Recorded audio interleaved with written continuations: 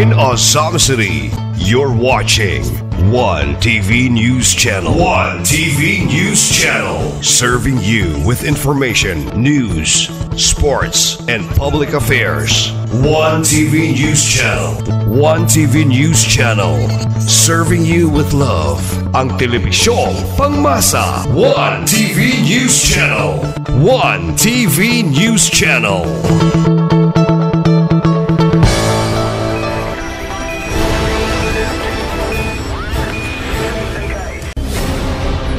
One TV special report.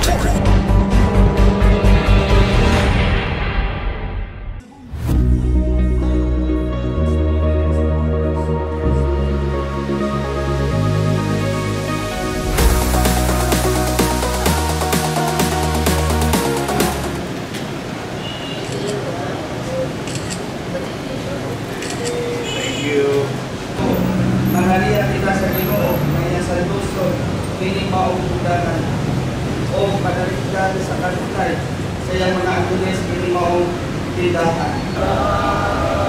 Sa panalangin, ingon nga nagkapasaylo, ay ingon sa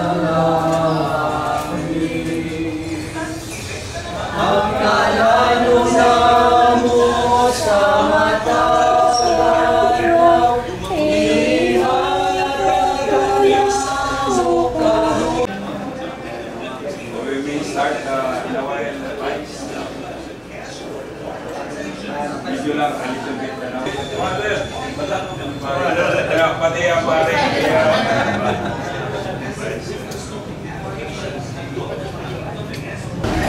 Mga igsoon, napasalamatan bitang tuhod sa grasya nga iyang gibugbo karon dinhi ning dakita nga mao ang tindahan sa iyang kor.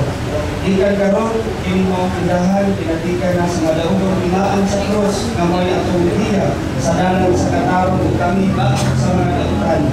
Atong naseran nga sekreto sa panagiusa sa banay o ang pagkahimutan ni Kristo taliwala sa tanan natong mga kalibukan.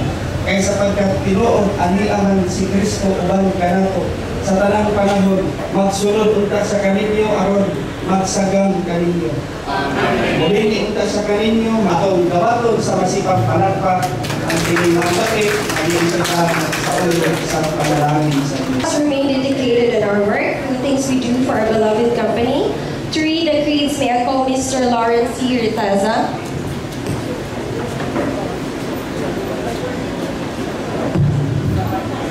So for MCOR employees in unison, let us recite our MCOR vision, mission, core values, and quality policy by our late chairman, Jesus Del Rosario. Our vision.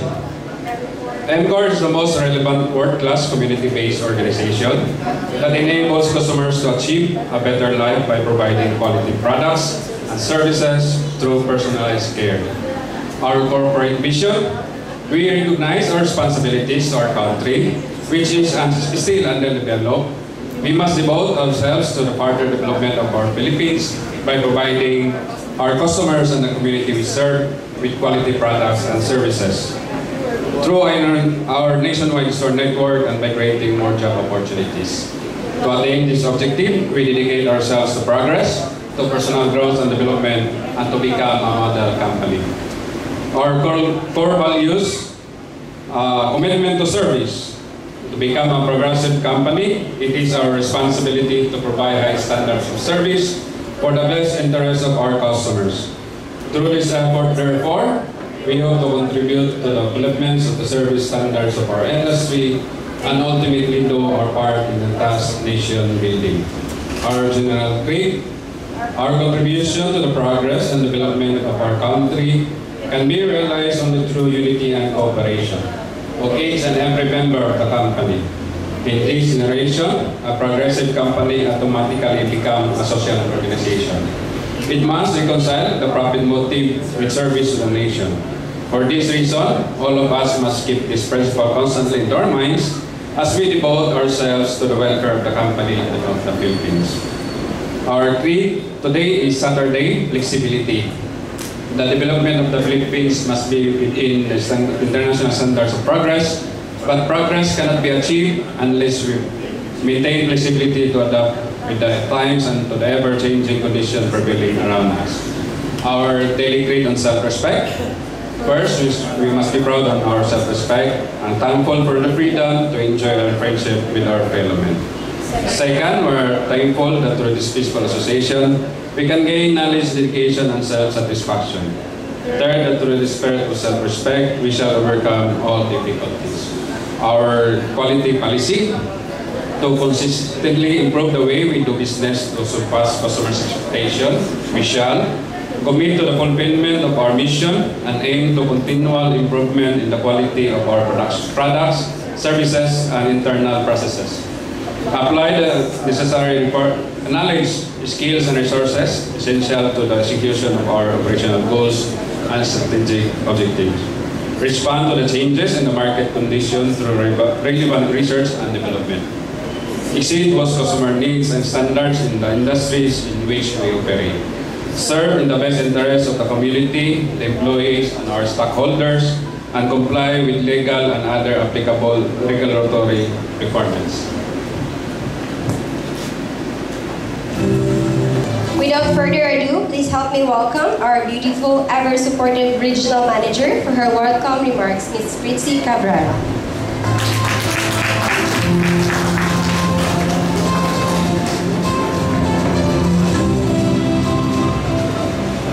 A blissful morning to each and everyone. Today marks a momentous occasion as we gathered here for the grand opening of the new store. This event marks a significant milestone in our journey as we are thrilled to have each and every one of you here to celebrate with us. It is an honor to have the distinguished presence of our City Vice Mayor, Honorable Simplicia Neri, our President and CEO of MCOR, Mr. Nelson M. Aparejo, our Vice President for Mindanao 3, Ms. Gina H. Araiz, our Parts and Service Department Manager, Mr. Irving Silajes, the one who graces us this day, Reverend Father Gestoni Gonzaga, distinguished government officials, and to every one of you here to witness the grand opening of our MCOR Service Hub. Your presence underscores the significance of this event, not just for our business, but for the entire community. On behalf of MCOR, we thank you for your support and for gracing us with your presence. Let us make today the beginning of a remarkable partnership and a thriving future. Again, ladies and gentlemen, welcome to the grand opening of our MCOR Service Hub. For the message of LGU at this juncture, we are very delighted to be given the opportunity to hear a message given by no less than the Vice City Mayor of Ozamis, Ms. Simplicia Neri. Good morning. Congratulations for the opening of this MCOR. In behalf of our Honorable City Mayor, Mayor Indy Wakinang Jr., and my colleagues in the City Council, allow me first to congratulate this grand opening, the manager and the staff and employees of this outfit. Palakpakan natin sila. Dako kayo na mong kalipay, no? From the LGU for this great opening. This speaks out that you have all the trust and confidence of our governance in Ozamis City. Salamat kaayo nining tanan. You are all welcome. Ang tanang mga business sector, kalipay kayo na mo na you are really our partner in progress and development of Ozamis City. Had not for your trust and confidence in operating business in Ozamis City, I think we cannot go on also with our vision and mission to serve the people of Ozamis. Kaya kung wala mo, wala po di mahimo. Di ba? Palakpakan na ito atong business sector sa kalipay kay Mamana. According to our Honorable City Mayor, much to his desire to be with us this morning, but of no avail, he has also some very important activity in the national level. So, muna nga, agpanta lang mo, nga ako yung katubang itong karoon. Sir, thank you so much sa ato mga officers din sa MCOR kay kalipay yung kainamo, no? Nga kamo nihatag yun sa inyong serbisyo for the people, not only for the people of Usamis, because as far as I know, you have also some customers outside Usamis, no? Tingali sa Lanao and all of Misamis Occidental, we were able to reach out, no? So salamat kayo ining tanan. All what we wish, no, nga your business outfit in Usamis would ever be fruitful one. Fruitful you kayo, ug you would be able to serve not only the people of Usamis but also our neighboring places. Salamat kayo, kay we are all here. We assured you of our strong support. So, wala na amoy-amoy pasaling. And we have here present this morning ang akong mga kinakusgan mga kauban sa konsiho. With us here is our first councilor, Honorable Lordy Fuentes Cepres.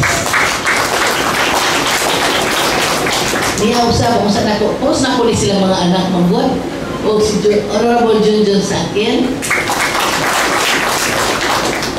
Ang atong Committee on Economic Enterprise, the Honorable Cecil Co. Ano ba na ito rin? Yes, ang atong kinakusgang Batanon po, si Honorable Duhay Lungsod. Ang atong display. O allow me first also to greet our barangay officials, Mats, itong sister, at yung mga barangay officials here in Maningkong. Thank you so much also for your support, no? Ay di ayun yung butang din sa Maningkong ang ato ang branch outfit. Kung without these blessings, di ayun ang kinakusgan na itong Father Gonzaga. Padre, thank you for your panalangin, no? Kay ito yun po. Kung wala'y panalangin sa Ginoo, huwag tayo mahina. We should always put God first in everything that we do. So kay siya yun ang atong kinakusgan nga supporter in our endeavor. Dili ba ka rin, no? Huwag tayo mahimod rin kung walang Ginoo sa atong kinabuhi. So, kana lang tingali sa ngalan sa atong halangdon nga Mayor Indy Waminal. It is with our hope nung malampuson yun, mapungahon yun ang operations nato dinhin sa info sa syudad sa Usamis. And rest assured na for whatever assistance that you will be needing for in the AGU, naami kanunay. No? Naami kanunay to give our support. So, mga naman siguro na, kay dito ko magdagang istorya kung sa'yo niya ako, no? Ang support niya sa mayong nagpatakal akong yaw-yaw. Because anyway, maura yun doon ko ang para pasalig yun na mo nga be a strong partner no, nato sa pagservisyo nato din sa Usamis. Salamat o more blessings to MCOR.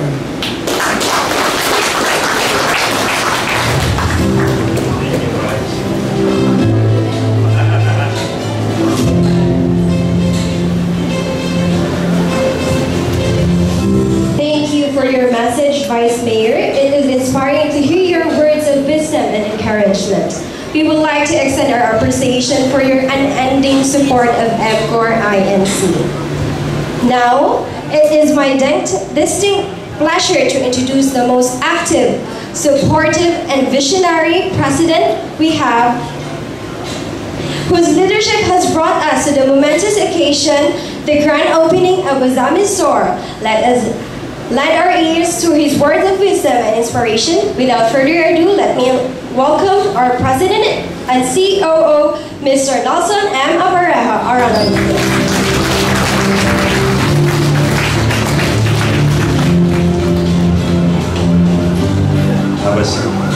Thank you, Rachel, for that kind introduction. Anyway, yung application mo for leave, approve na yun. Once again, good morning to each one of you. I feel really happy and delighted with the number of people attending this opening. I would like really to thank you that despite of your very hectic and busy schedules, you're able to spare a part of the time to be with us today. No greater honor than that with your presence today.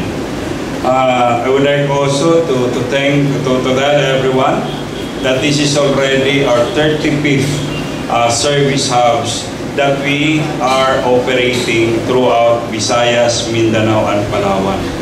And we are also grateful with the presence of our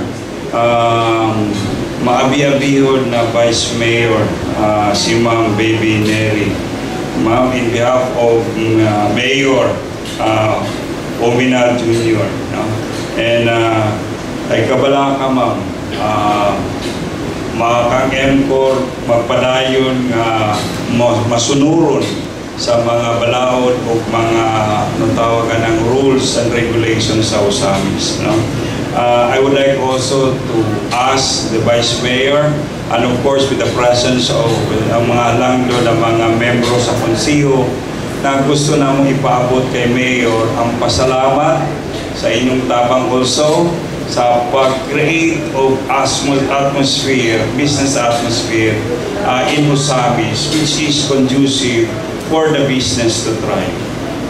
Dako na kayo ang kausaban sa Usamis. No? I really wish to be part and parcel of that progress and improvement for Usamis. No? I would like also to, in behalf of our chairman, Mr. Jaime Del Rosario, and the board of directors, I would like really to thank you for your presence today. Our lesser also would like to acknowledge si Ma'am Only Loli Lim Yaplito. Ma'am, thank you. Nakita ni kita, Ma'am. And of course, her beautiful daughter, Ma'am Abigail Yaplito. Okay. Ilang kabala ka, Ma'am, sa tanan namong, with all our power stores, 165 with the 35 service hub, 40% of that stores are leased or if not rented. But mind you, Ma'am, we are being regarded in the industry as a good payer in terms of rent. Now, kung hindi man po kami makabayad, pili lang po kayo doon sa kabila ng motor, three-wheelers para ma-insure yun ang bayad. But I'm sure na hindi po magpakaulaw sa among pagbayad sa renta sa inyo, Ma'am. Ay lang po kayo na kayo kuminto kada bulan o kada tuwing. No?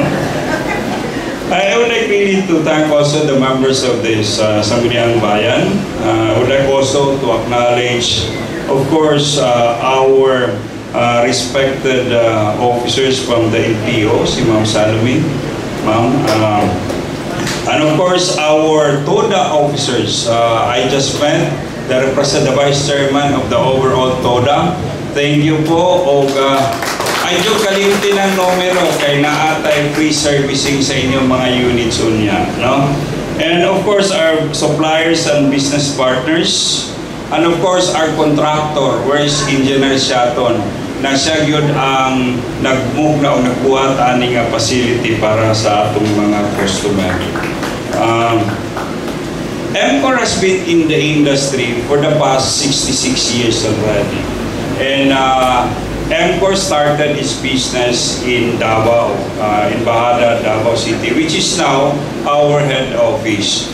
And but I would like to let everybody knows that MCOR started selling our allied products and services. That means from appliance down to motorcycles and three-wheelers here in Osamis since 1989. Meaning to say, we've been here for the past 35 years already. But before that, when MCOR started really as a dealer of international harvester trucks, we are here in Osamis with a branch dealing with trucks and heavy equipments way back in 1970. And we're glad enough that through the years, MCOR really able to develop love and harmonious relationship with Osamis. And I would like also to inform everyone that so far, MCOR is already serving thousands of our customers here in Osamis and the neighboring towns in our region of Region 3C. And I would like also to tell that MCOR is only one of the 12 JDL group of companies, meaning to say our founder, Mr. Jesus Fidel Rosario, able to start with MCOR and Kiservico, and now it grew up to 12 companies already. Although our founder died already, his eldest son, Jaime Isidro Rosario, is our current chairman. Our direction really for this year and even the previous years and onward is really to increase and if not enhance our after-sales service. Ma'am and sayers, MCOR is selling various products and services. We have also qualification through our ISO because MCOR strive to improve its internal processes by accrediting ourselves through ISO. Because we want to give the best service with lesser duplications in terms of processes. More simplified process, the better service we can give to the customer. And we allotted budget, substantial budget for our enhancement of our after-sales service because we believe in the management and even with the current chairman and even with our founder that we have only the legitimacy to provide good quality if we will be able to assure the customer that once the unit he bought from us will be needing service and requirements of spare parts, we will be able also to provide that.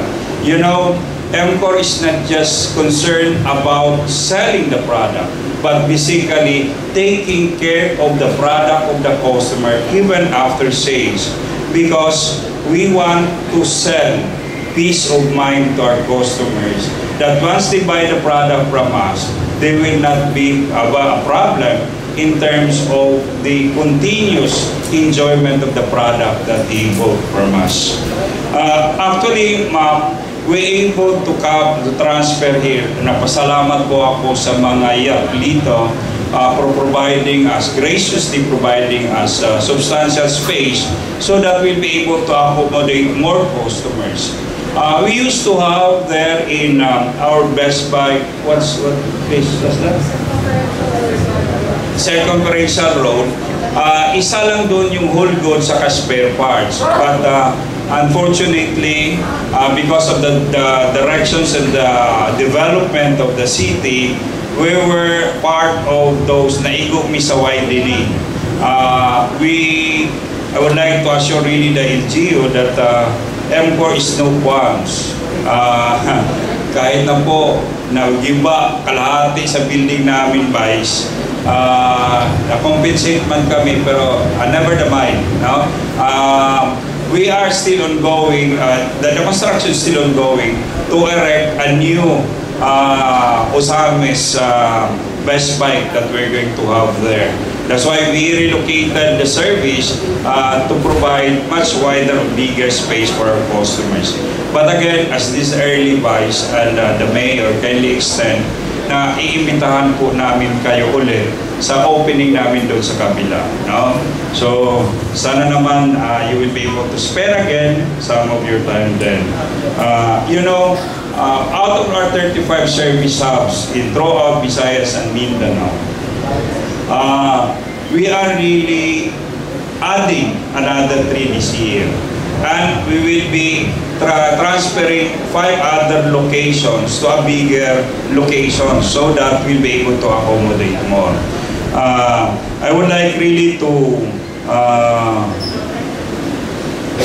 tell that MCOR is a law-abiding company. As a matter of fact, guys, pakisabi po kami sa bayaran ng tax, kami po ay nagbabayad ng gusto, walang kakulangan, sometimes may labis pa. No? MCOR is regarded as the #1 taxpayer, large taxpayer in Mindanao. And we're being rewarded with a lot of, especially in the division of appliance selling. And we are no intention of stopping that one or not keeping that kind of stature that we have achieved. We are always BIR compliant and we are always paying our taxes to the government. And as a matter of fact, we have just already accredited ours. We have our own financing partner also, financing company, which is CPFSI. And CPFSI this year is also taken by the large division of BIR as part of the large taxpayer. So again, this would just shows that MCOR is not just more on getting, but we are also more of giving to the community, especially to our customers, beneficial to our customers that patronizes to us. We would like also to tell everyone, especially our customers, that we have partnered with different financing companies. One of that is Home Credit. No? Cheers naman dyan, mga Home Credit. In the process of giving service to our customers, yung mga unit po nila, meron pong time na kailangan ng repair unscheduled. Saka kulang po tayo sa cash, readily cash to pay. That's why we partner with Home Credit, because Home Credit is willing to finance the necessary labor and spare parts worth 10,000 for a maximum of 1 year. No? So again, that's one thing that we will be able to help our customers. Kaya kung kunin niya, magbili siya sa MCOR, hindi lang siya assured sa quality ng serbisyo, assured pa siya na merong mag-finance doon sa pangangailangan niya. I would like really to take this, that because we are really aiming zero backlog, zero backjob. So again, Mr. Erwin Silais, our head for the service, is here. Sigurado panindigan po niya yan sa ano. Again, lastly, we would like to challenge our team here who will manage the service hub to always propagate the culture and values of our company. Let our customers feel that our service hub is not just composed of cement and steel, but this is composed of warm-bodied people who has the ready smile and the ready to serve our customers. No? We are not just after profit, but definitely profit will come after we give a good quality service to our customers. Once again, thank you so much for your presence today. I could not say more, but be thankful also to God, especially with Father Tistoni. Father, tayo lang atang edad, Father, thank you po sa pag-bless niyo sa service hub po namin. Once again, may the rest of the day be pleasant and gay for everyone. Good morning.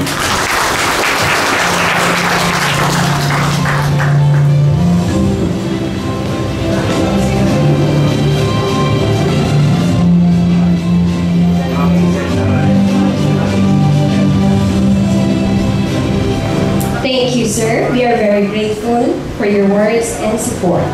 May I call to the most dynamic ever supported department manager who will introduce the service staff of Osamis, Sir Erwin Silahes. Okay, good morning everyone. So it is my honor to introduce to you the warm-bodied men and women of Osamis Service Staff. So first on the list, the beautiful cashier of Osamis Service Staff, si Melchar Laigan. Sinikay niyo siya. And the parchman of Osamis Service Staff, si Glenn Mark Niasco.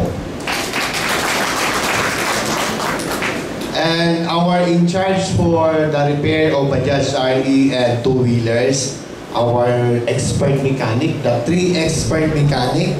The number 1 is si Mark Vincent Barredo. And second, si Gerald Cortina. Si Gerald, train yun sa India. Si Gerald. And si Rodman Fernandez, train in Davao City. Naka-change siya kay pagkamayahang bujinggit daw. So, and our white lines, the team white lines, or ito yung nag-install ng aircon, lalo na ngayon, kasi mainit ang panahon, nag-cleaning or nag-repair ng washing machine, tsaka refrigerator. 4 sila, including their helper. Si Edsel Gamolo. Gamay nito yung gusto mo install ng aircon. And doon ni kagagmay si Rini Dahonan. Third, si Vincent Sumatra. And Vincent, then si technician helper, si Vincent Abne, our brown lines technician. Ito yung in charge na gagawa ng TV, kung mayroon kayo audio-video na repair. So, si Vincent, bago yan. And our helper, from Manpower Agency, si Nimisio Dayo. And our customer service officer, the veterans, si Elmer De La Cruz. Asan yan? Si Erickson, sorry. White lines, gikan yapon ni sa India ng train. Sa Manila lang din na nag-train si Erickson kay white lines ni si Erickson o Jason. And ang pinakapagitan sa Osamis Service Staff, ang supervisor, si Randy Gaano. Mga mga kulit kaya sa LGU, Ihapon yung tanan mga LGU officer. And the service area manager who wanders from Cagayan to Zamboanga area, si Miss Karen Katagasan.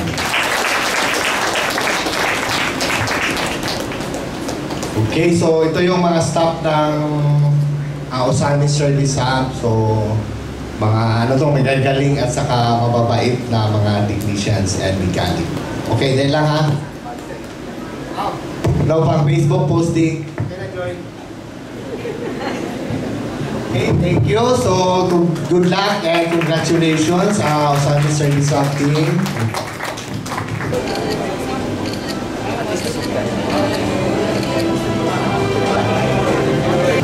To formally close our program, may I request our beautiful Vice President, Store Operation Mindanao 3, Ms. Gina Orias, for her closing remarks. Okay, maayong buntag sa tanan. So first and foremost, I would like to say thank you. Daghan kay ta government nga officials na adil. Daghan kay salamat ninyo. So ladies and gentlemen, as we draw this remarkable event to a close, I would like to extend my deepest gratitude to everyone present here today. Your support and enthusiasm has been the cornerstone of our journey. To our esteemed President and COO, Sir Nelson Aparijo, the dedicated officers and staff of our MCOR company, Your vision and leadership, sir, continue to inspire us. To the Honorable Vice Mayor, Ma'am Baby, and other distinguished government officials, so daghan kayong salamat. And our valued customers, VIP, the TUDA, your presence here today signifies the strong community and partnership we cherish. Our new service hub stands as a testament to our commitment to excellence and promise to deliver outstanding service. It is more than a facility. It is a beacon of innovation and collaboration that will propel us towards a brighter future. Thank you all for being a part of this significant milestone. Together, we will continue to reach new heights and achieve a greater success. I would like also to acknowledge Ma'am Yap sa ato ang owner diri sa building. Thank you. Atong mahinabi si Sir Nelson Aparejo, ang President CEO sa MCOR National. Okay, sa di pagtanan ato sa siyang kuhaan sa iyang unang pagpanimbaya. Good morning, sir. Yeah, thank you One TV, channel for this opportunity nga inyong gihatag sa MCOR, especially at this occasions of opening our new service hub here in Purok Malipayon, Maningkol, Osamis City. Salamat po sa inyong pag-anidiri sa mua magtimbaya sa among opening. Actually, sir, ang MCOR daan na namo gyud ni nga advertiser pro dunay hunong-hunong lang dayon. Salamat nga napud mo karon. Salamat kaayo ng mga kaigayunan nga inyong gipatronize sa among MCOR, ang among serbisyo ug mga produkto mayon ta og mapadayon kana siya. In terms of advertising, we already just like this we went also to social media. And I think One TV also able to improve from the mass media down to the social media already. And looking at MCOR, this service hub is our 35th, ika-35 ka service hubs namo. We're operating Visayas, Mindanao, and Palawan. But the 35 service hub is basically supporting our whole goods stores of 165. Also operating Visayas, Mindanao, and Palawan. Looking at this, we wanted really, ang amo lang kung rason nga nung nag-open with diri because ang among original nga property own property dito sa among old location na igo sa widening. So we need really to expand. And looking at our customers in Osamis nga nagkadaghan na pod, we need a bigger space. That's why we're able to locate this place. Are continuously improving in terms of training to enhance their knowledge and capabilities to repair. Ang among direction really is zero backlog, zero back job. It is always the directions of our company, MCOR, na tanan namong customer among i-assure nga kung mopalit sila unit sa MCOR, dili lang ang MCOR concern at the time of sale. But MCOR is here, makarely sila nga even after sales, kung kinahanglan silang mga serbisyo sa ilang unit gipalit sa MCOR, MCOR is here na moalalay sa ilaha. And we are also partnering with different financing institutions kay usahay ang atong three-wheelers ug motorcycles na po na mga repair nga dili na schedule. So ang pagbayad nakipag-partner with financing company, especially ang home credit, para pwede po i-finance home credit ang katong ilang bayronon. So definitely we do this because what we have in mind is how we'll be able to give much better service to our customers here in Osamis. Sir, daghan na kayong mga nag-deal o mga appliances, mga motor o mga unit. di sa pag-maintain ang serbisyo sa M4 nga para ba og bisag sa competition nagpabilan gihapon nga strong ang M4. Salamat sa imong observation na ang among ginabuhat yun sa M4 is that we really take care of our customers and putting service hub because unlike our competitors, they are just reliant on accredited service centers. But M4 make it sure that when we open, before we sell a product, we are going to make sure that we have the technical know-how, at the same time, the support quality ng mga spare parts to make sure na kung magkaguba man na panginahanglan o pag-ayo sa unit, among ma-address na siya so that ang among ginaingon, ang customer, dili mag-worry kung ang ilang unit paliton sa MUA. That is why probably one of the reasons why our customers stick with the M-Core. As a matter of fact, yung mga customer na mga repeat buyer, from 1, 2nd, 3rd, even 4th generation already is here. As a matter of fact, M-Core has been in the industry for the past 66 years already. And we intend not to stop giving service to the customers, particularly here in Osamis. Sir, ang LG Osamis, nagpasalamat no sa ingon ani nga mga kumpanya nga mo put up og mga branches or unsa ba ka because dugang employment. When our directions for the expansions. One, M-Core really looks at locally hiring our requirements. Meaning to say, kung asa may nga lugar nag-open, dito po may mang-hire og tao. Just like what you said, we are partnering, an active partner of every LGU in areas that we are in terms of employment opportunities. And aside of that, I would like also to assure the LGU of Osamis that M-Core is a large taxpayer, being recognized as the #1 large taxpayer in Mindanao, particularly in the division of appliance selling. We would like also to tell that M-Core is really, we believe na yung sinasabi na give to Caesar what is for Caesar and give to God what is for God. Because we are paying updatedly, we're being BIR compliant, even LGU compliant in terms of giving the dues for the government. And to date, we have around 2,200 employees all throughout our operations. And we have a sizable number of employees here in Misamis Oriental, Occidental, that we locally hire. Mo lang siguro po na ang among maambit sa local governments, especially on the efforts of the local government on the economic aspect of the local, no, o sa lugar.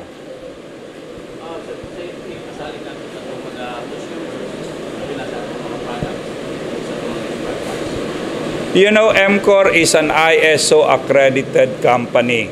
One of the directions or the commitment that we are giving of being an ISO accredited is to provide quality products and services to our customers.